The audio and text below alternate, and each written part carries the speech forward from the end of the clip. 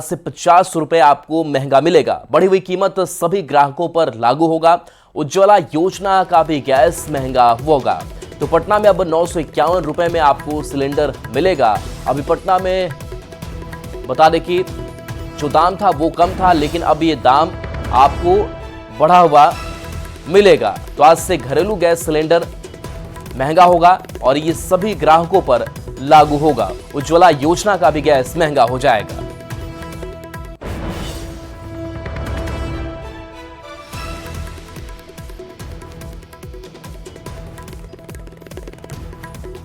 बोकारो से बड़ी खबर है, जहां खूंटा गांव में सांप्रदायिक तनाव देखने को मिला। एसपी समेत जिला अधिकारी मौके पर पहुंचे हैं। महावीर झंडा उखाड़ने के बाद फाड़ दिया गया। झंडा फाड़ने को लेकर के विवाद हो गया। विवाद में एक व्यक्ति गंभीर रूप से घायल है। विशेष समुदाय के शख्स पर फरसे से वार का आरोप लगा है। एसपी ने जमीन विवाद का मामला बताया है। मामले को शांत कराने की कोशिश की गई। मौके पर लोगों की भारी भीड़ रही। नावाडीह थाना क्षेत्र का यह मामला सामने आया है।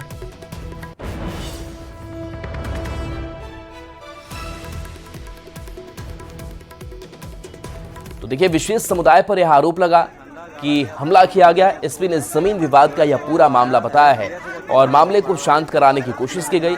बताया जा रहा है कि फिलहाल मामला शांत है। मौके पर लोगों की भारी भीड़ भी रही, लेकिन पुलिस लगातार वहां कैंप कर रही है।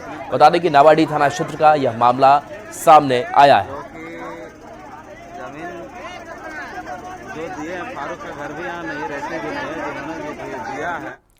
जमुई में जर्मनी से आए IITN aeronautics engineer Atul Saurabh की संदिग्ध मौत मामले की जांच तेज हो गई है। मां के आवेदन पर गरही थाना में केस दर्ज करने के बाद पुलिस जांच में जुट गई है।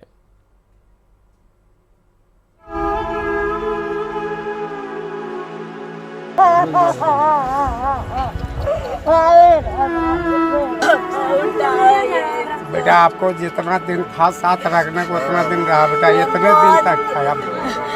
हम क्या गलती किए रे?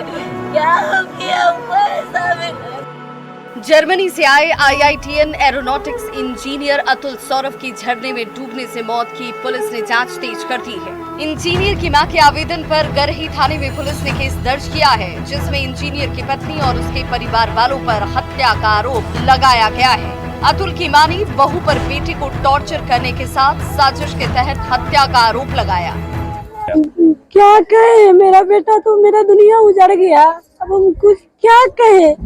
बेटा मेरा लव मैरिज किया था। हमको शक है मेरा बेटा से ये टॉर्चर बहुत करती थी, हमेशा मारपीट करते रहती थी उसके साथ। रे कुत्ता करके बात करती थी। हमको शक है कि ये मेरा बेटा को जान दी है। इधर अतुल की पत्नी ने हादसे में पति की मौत की बात कही है। पत्नी का कहना है कि पैर फिसलने की वजह से उनके पति की झरने में गिरने से मौत हो गई। पति के बिछड़ने के गम में रो रो कर बेजार है और बार बार कह रही है कि मेरे अतुल को बुला दीजिए। मेरा अतुल बुला दो, मेरा अतुल बुला दो, मेरा अतुल बुला दो, मौसा जी बुला दो। कैसे करना है बता दीजिए ना। गए वहाँ पे, हम बोले नहीं जाओ, चलो यहाँ से चलो, नीचे वाला झरना में नहा लो, यहाँ मत जाओ करके। और फिर हटवे किए कि सड़क पे उसका पैर लगता है, स्लिप किया। वहाँ पे कल्लुओं को ले ससर गया, कूदे और कल्लू को पकड़े, उसको नहीं पकड़ पाए, उसका हाथ। संदिग्ध मौत के मामले में केस दर्ज होने के बाद पुलिस ने अतुल सौरभ की पत्नी और घटना स्थल पर चचेरे भाई का भी बयान दर्ज किया। पुलिस कई एंगल से इस मामले की जांच में जुटी है। यहाँ पर आए थे, हम लोगों ने उनके परिवारजनों से बात की है। उनके पत्नी का स्टेटमेंट लिया गया है। साथ ही साथ जो घटना स्थल पर मौजूद था एक उनके चचेरा भाई, उसका भी हम लोगों ने स्टेटमेंट लिया है। पुलिस मामले की विस्तृत जांच कर रही है। देखिए, सारी चीज़ों के आधार पर हम लोग इन्वेस्टिगेशन कर रहे हैं, हर एंगल। मैंने आप लोगों को बताया पारिवारिक परिस्थिति, घटनास्थल की परिस्थिति, साथ ही साथ पोस्टमार्टम के बाद जो डॉक्टर का एक्सपर्ट ओपिनियन होगा, इन सभी चीज़ों के आधार पर हम लोग एक निष्कर्ष निकालेंगे। दरअसल पंचभूर झरना घूमने के दौरान इंजीनियर अतुल सौरभ की झरने में डूबने से मौत हो गई थी। अतुल और प्रिया ने 5 महीने पहले ही लव मैरिज किया था। पुलिस मृतक अतुल और उनकी पत्नी के मोबाइल रिकॉर्ड के साथ बैंक ट्रांजैक्शंस की डिटेल को भी खंगाल रही है। न्यूज़ 18 के लिए जमुई से केसी कुंदन की रिपोर्ट। खबर पटना से, जहां पुलिस ने बिल्डर श्रीकांत के अपहरण मामले का खुलासा कर दिया है। पुलिस ने बिल्डर को चितकोहरा पुल के नीचे से कार के साथ सकुशल बरामद कर लिया है। मामले में पुलिस ने 3 अपहरणकर्ताओं को गिरफ्तार किया है। घटना के पीछे 50 लाख रुपए के लेन देन से जुड़ा विवाद सामने आया है। शनिवार को श्रीकांत का पटना एयरपोर्ट के बाहर से अगवा किया गया था। पुलिस जांच में सामने आया है कि 50 लाख रुपए के लेन देन विवाद को लेकर अपहरण किया गया था। श्रीकांत के भाई से किसी आर्थिक लेन देन को लेकर विवाद चल रहा था। के भाई हैं, उन्होंने पैसे जो है मनीष कुमार से लिए थे काफी संख्या में। अभी तक जो है 50 लाख की इनके द्वारा पुष्टि की गई है, परंतु इस बिंदु पर भी अनुसंधान किया जाएगा कि पैसे की कुल अमाउंट कितनी थी। उसमें जो इनके भाई हैं श्रीकांत, वो एज ए गारंटर थे, तो इसी की वजह से जो है पैसा नहीं मिलने के कारण इन लोगों के द्वारा एक प्लानिंग करते हुए जो है श्रीकांत का अपहरण किया गया और जो है इनसे पैसे लेने का डिमांड किया। इसमें अभी तक 3 व्यक्तियों को जो है गिरफ्तार किया गया है। झारखंड में अपराधी कितने शातिर हैं, आप इस बात को समझिए कि वो जेल के अंदर से बैठकर अपराध का खेल खेल रहे हैं। सिर्फ इतना ही नहीं, विदेशों से भी अपराध की साजिश रच रहे हैं। ये रिपोर्ट देखिए।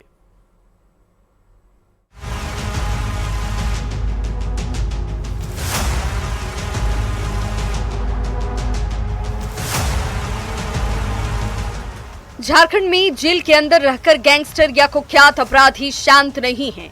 वो जेल में खुद को ज्यादा महफूज समझ रहे हैं। यही वजह है कि वो अपने नापाक मंसूबों को आसानी से अंजाम दे रहे हैं। जेल के अंदर आतंक का आका जो सोचता है, उसके गुर्गे जेल के बाहर उसे अंजाम दे देते हैं। हालांकि पुलिस की कार्रवाई को देखते हुए कुछ अपराधियों ने झारखंड छोड़ दिया है, तो कुछ विदेशों में जाकर छिपे हुए हैं। झारखंड का जो संगठित अपराध है वो 2 जगह से चल रहा है, एक जेल के अंदर, दूसरा देश के बाहर। कुछ ऐसे कर्मी हैं जो जेल के अंदर हैं, कुछ ऐसे अपराधी हैं जो देश के बाहर हैं। तो हम लोग इन पर कड़ी कार्रवाई कर रहे हैं। अब आपको सिलसिलेवार तरीके से बताते हैं कि कैसे अपराधी और उसके गिरोह काम कर रहे हैं। पीएलएफआई सुप्रीमो जेल से संगठन को मजबूत कर रहा है। दिनेश गोप थ्रेटनिंग कॉल से लेवी वसूलने का काम कर रहा है। जेल से विकास तिवारी गिरोह भी इस वक्त एक्टिव है। अमन साहू मारा गया, लेकिन उसके गुर्गे सक्रिय हैं।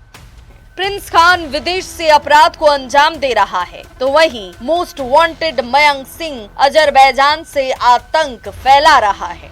जेलों में कैद कुख्यात अपराधियों के साथ ही 7 समंदर पार छिपे गैंगस्टर भी झारखंड पुलिस के लिए बड़ी चुनौती हैं। और यही वजह है कि विदेश में बैठे मोस्ट वांटेड क्रिमिनल को भी झारखंड लाने की कवायद शुरू हो चुकी है। ऐसे ही एक most wanted criminal Sunil Meena उर्फ मयंक सिंह को अजरबैजान से जल्द ही प्रत्यर्पण कर भारत लाया जाएगा। डीजीपी ने कहा कि ये प्रत्यर्पण ऐसे क्रिमिनल के लिए संदेश है कि वो जहां भी छिपे क्यों न बैठे हों, वो कानून के हाथों से बच नहीं पाएंगे। और प्रत्यर्पण का एक मैसेज, हमने प्रत्यर्पण को करने में बहुत मेहनत इसलिए की है क्योंकि हम राज्य के ऐसे सभी अपराधी जो विदेश में बैठे हैं उनको एक मैसेज देना चाहते हैं कि तुम झारखंड से भाग गए, देश से भाग गए, ये मत समझो कि कानून के लंबे हाथ तुम तक पहुंच नहीं सकते। अब जरूर हम इन सभी को पकड़ करके वापस झारखंड में लाएंगे, सबको। बहरहाल जेल के अंदर से अपराधी अपने गैंग को बड़े आसानी से कैसे ऑपरेट कर लेते हैं, ये सवाल सबके मन में जरूर उठता होगा। तो हम आपको बता दें कि जेल के अंदर अभी जो जैमर लगे हैं वो 2G कैटेगरी के हैं, लेकिन इस्तेमाल किया जा रहा है नेटवर्क 5G और 4G। ऐसे में आसानी से जेल के अंदर से अपराधी मोबाइल का इस्तेमाल करते हैं। हालांकि अब सवाल ये कि जेल के अंदर मोबाइल कैसे पहुंच जाता है, तो आप ये भी जान लीजिए कि जेल के साम्राज्य में हर चीज मिलती है, लेकिन हर चीज की कीमत जरा ऊंची होती है। अब देखने वाली बात है कि पुलिस कब तक इन शातिर अपराधियों पर नकेल कसती है। रांची से ओम प्रकाश के साथ ब्यूरो रिपोर्ट, न्यूज़ 18। बेगूसराय की बेटी पर एसिड अटैक मामले का पुलिस ने खुलासा कर दिया है। एक तरफा प्यार में नाकाम आशिक ने बदले की आग में इस खौफनाक साजिश को अंजाम दिया। ये रिपोर्ट देखिए। एक तरफा प्यार में एसिड अटैक, सन की आशिक की खौफनाक साजिश, प्यार में नाकाम तो दिए गहरे जख्म।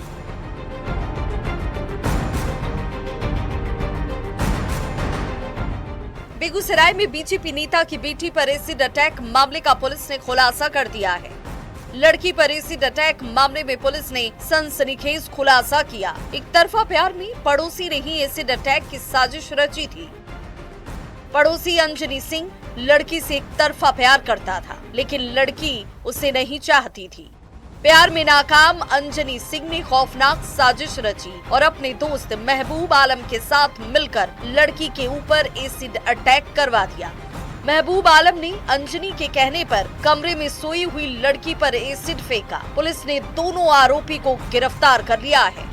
टीवी फुटेज के आधार से हम लोग को शक थे। हम लोग मानवीय तकनीकी दोनों बेसिस पर काम करते हैं, तो हमें उससे एक इम्पॉर्टेंट लीड मिली थी, जिसको डेवलप करते हुए हम लोगों ने उद्भेदन किया है, केस को क्रैक किया है और दो व्यक्ति इस पूरे घटनाक्रम में बच्ची के ऊपर एसिड डालने या ज्वलनशील पदार्थ डालने में शामिल थे, उनकी अरेस्टिंग की गई। बेगूसराय के बखरी में दिल दहला देने वाली घटना का पुलिस ने 24 घंटे के भीतर खुलासा कर दिया।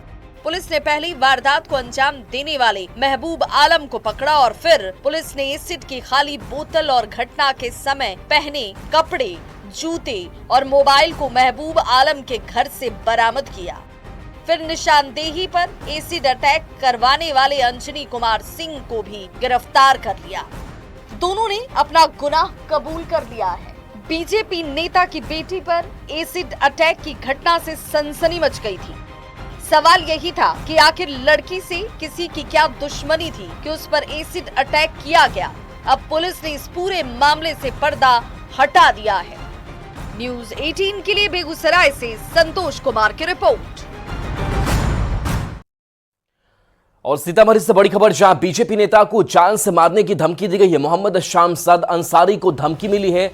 वक्फ संशोधन का समर्थन पर यह धमकी दी गई है। बता दें कि सोशल मीडिया पर धमकी दी गई है। शिकायत के बाद जांच में पुलिस जुटी हुई है।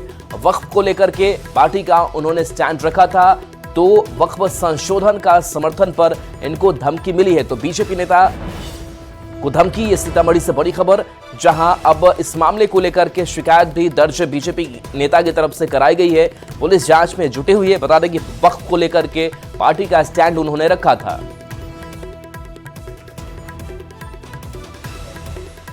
मोबाइल पे तो मुसलमान नहीं है, गंदा गंदा भद्दी भद्दी गाली देने लगा, क्या होता है असमंदा पसमंदा ये सब। और एक लड़का जो है इश्तियाक अहमद करके, जो हमारी गांव के एक टोला है आलमनगर वार्ड 5 का है, वो लड़का बहुत भद्दी भद्दी टिप्पणी किया। इसके बाद जो है हमने बर्दाश्त किया। इसके कल होके एक संभल में मामला आया, कोई सूफी साहब को मारा गया। उनका वो फोटो लगाकर और हमारा लिख रहा है वो कि शमशाद अंसारी तुम बच के रहना, तुमका भी यही हाल होगा और तो अपने समाज में वक्फ बिल के बारे में किसी को नहीं बताना। तो जो है कि हमको बहुत डर लग गया, दहशत फैल गया हमको, हमने परिवार को। तब हम थाना में गए और एक आवेदन थाना प्रभारी को दिए। हजारीबाग से बड़ी खबर है, जहां रामनवमी जुलूस के दौरान कई लोग घायल हो गए। हथियार प्रदर्शन के दौरान करीब 100 लोग घायल हो गए। सभी का एसबीएमसीएच में इलाज कराया गया। बता दें कि घायलों के इलाज को लेकर स्वास्थ्य विभाग सक्रिय है। जगह जगह पर प्राथमिक उपचार के लिए सुविधा उपलब्ध कराई गई है। तो बता दें कि हथियार प्रदर्शन के दौरान करीब 100 लोग घायल हो गए। ये तस्वीर सामने आई है। रामनवमी जुलूस के दौरान यह घटना हुई, जहां हथियार प्रदर्शन के दौरान करीब 100 लोग घायल हो गए। सभी का अब एसबीएमसीएच में इलाज कराया जा रहा है। घायलों के इलाज को लेकर स्वास्थ्य विभाग भी सक्रिय है। लगातार स्वास्थ्य विभाग की तरफ से नजर रखी जा रही है। जगह जगह पर प्राथमिक उपचार के लिए सुविधा उपलब्ध कराई गई है। सुशांत हमारे साथ न्यूज़ 18 संवाददाता जुड़े हुए। सुशांत, जो घायल हैं उनका इलाज जारी, अभी वो कैसे हैं?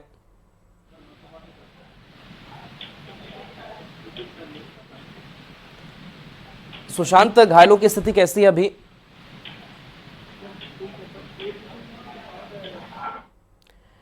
तो देखिए, घायलों के उचित इलाज के लिए व्यवस्था पूरी कर रखी गई है। जगह जगह पर सुविधा जो है वो उपलब्ध कराई गई है। तो हथियार प्रदर्शन के दौरान ये घटना हुई, जहां करीब 100 लोग घायल हो गए और रामनवमी जुलूस के दौरान ये कई लोग घायल हो गए। अभी एसबीएमसीएच में इलाज इनका कराया जा रहा है। स्वास्थ्य विभाग भी अलर्ट मोड पर है और जगह जगह पर इनको स्वास्थ्य सुविधा दी जा रही है ताकि अपना इलाज करा सके और प्राथमिक उपचार के लिए ये पूरी सुविधा उपलब्ध कराई गई है। तो हजारीबाग से ये बड़ी खबर बता रहे हैं, जहां इस हथियार प्रदर्शन के दौरान रामनवमी जुलूस का मौका था और इस मौके पर करीब 100 लोग घायल हो गए।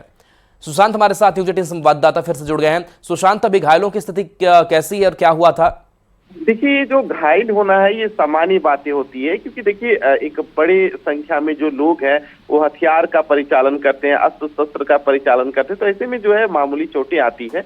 उसके लिए जगह जगह पर कैंप लगाए गए हैं। सदर अस्पताल यानी कॉलेज से भिखारी मेडिकल कॉलेज में भी सुविधा उपलब्ध कराई गई है, तो सभी को जो है इलाज किया जा रहा है करके जो है सभी लोग फिर जुलूस में भी शामिल हो रहे हैं। अगर आप बात करें तो किसी तरह का किसी को वैसा बड़ी चोट नहीं आई है जिन्हें रेफर किया गया है। बता दें कि इसको लेकर स्वास्थ्य विभाग भी अलर्ट है, पूरी तरीके से जो प्रशासन भी है वो भी अलर्ट है। जी चलिए, बहुत बहुत शुक्रिया इस अपडेट के लिए आपका सुशांत।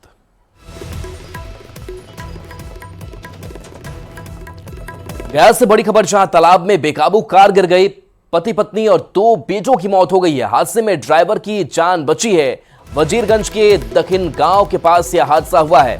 बिहार शरीफ से परिवार लौट रहा था। श्राद्ध क्रम से यह परिवार लौट रहा था जो हादसे का शिकार हो गया। खिजर सराय का रहने वाला यह परिवार था। शाहबाजपुर के रहने वाले एक ही परिवार के सभी मृतक बताए जा रहे हैं। मरने वाले में शशिकांत शर्मा और उनकी पत्नी रिंकी देवी और सुमित आनंद और बालकृष्ण के रूप में बेटों की पहचान की गई है। तो भीषण सड़क हादसा, और इस सड़क हादसे में बताया जा रहा है कि पति पत्नी और 2 बेटों की मौत हो गई है। तालाब में बेकाबू कार गिर पड़ी और हादसे में ड्राइवर की जान बची है। वजीरगंज के दखिन गांव के पास यह हादसा हुआ है। बता दें कि मरने वाले में शशिकांत शर्मा, उनकी पत्नी रिंकी देवी और सुमित आनंद और बालकृष्ण के रूप में बेटों की पहचान। एलन लिली हमारे साथ है, न्यूज 18 संवाददाता। एलन, कैसे हादसा हुआ, क्या अपडेट अभी? देखिए, आपको बता दें कि ये पूरी जो घटना जो है देर रात 12 बजे की बताई जा रही है, और ये पूरा परिवार जो है वो बिहार शरीफ गए हुए थे और श्राद्ध क्रम से लौट रहे थे। तभी जो है उन्होंने वजीरगंज के हाईवे है, हाईवे के जो दोनों पुल के बीच में जो है वो अचानक जो है वो तालाब में जो है वो पलटी कर जाता है, और इसमें जो है एक ही परिवार के 4 लोगों की जो दर्दनाक मौत हो जाती है। मृतकों में पति पत्नी और 2 उनके बच्चे हैं, उनकी मौके पर ही मौत हो जाती है। जबकि जो ड्राइवर है, ड्राइवर जो है किसी तरह जो है वो जान बचाकर तालाब से बाहर निकल जाता है। फिलहाल इस मामले को लेकर के पूरा परिवार जो है वो काफी सदमे में है, और पूरा परिवार जो है वो खिजा सराय के रहने वाले थे, और जो परिवार है जो किसान के रूप में थे, लेकिन जो कल दिन में जो है वो अपने एक दोस्त के मां के श्राद्ध में जो है वो बिहार शरीफ गए थे। फिलहाल घटना के बाद काफी मातम तक फंसा हुआ है। फिलहाल 100 को पुलिस कब्जे में लिया है और 100 को पोस्टमार्टम के लिए जो है मगध मेडिकल अस्पताल भेज दिया गया। फिलहाल पुलिस अब पूरे मामले की जांच में जुट गई है, और जो तालाब में जो स्कॉर्पियो गिरी हुई थी उसे जेसीबी मशीन से बाहर निकाल दिया गया है। जी चलिए, शुक्रिया एलन इस अपडेट के लिए आपका।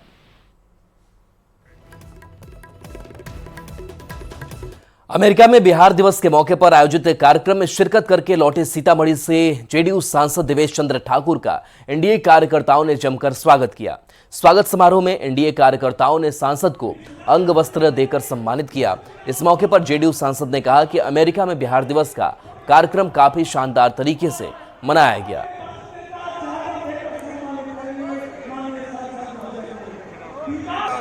बिहार दिवस के मौके पर बिहार के लोग जो अमेरिका में बसे हुए हैं उन लोगों ने मुझे निमंत्रण दिया था मुख्य अतिथि बन के रूप में आने के लिए। मैं वहाँ गया 20 तारीख को, 22 तारीख को वहाँ बहुत भव्य, बहुत विशाल कार्यक्रम हुआ बिहार दिवस का हमारे बिहार के लोगों के द्वारा, वो भी मनाकर आए हैं। तो वो भी एक सफलता लोग मानते हैं कि हमारे सीतामढ़ी का झंडा अमेरिका में जाके हम लोगों ने वहाँ पर अपना गाड़ के आया है। मुझे खुशी है, मेरा सौभाग्य है कि मुझे ये मौका मिला। पूर्णिया में सोमवार को रामनवमी की भव्य शोभा यात्रा निकाली गई। इस शोभा यात्रा में 2.5 लाख से अधिक लोग शामिल हुए। शोभा यात्रा में मंत्री लेसी सिंह, सांसद पप्पू यादव, पूर्व सांसद संतोष कुशवाहा, बनमनखी विधायक कृष्ण कुमार ऋषि समेत कई नेता और जनप्रतिनिधि भी शामिल हुए। इस मौके पर कई तरह की आकर्षक झांकियां निकाली गई। मधुबनी महावीर मंदिर से निकली इस शोभा यात्रा के दौरान पूरा शहर राममय हो गया और जय श्री राम के नारों से दिशाएं गूंज उठी।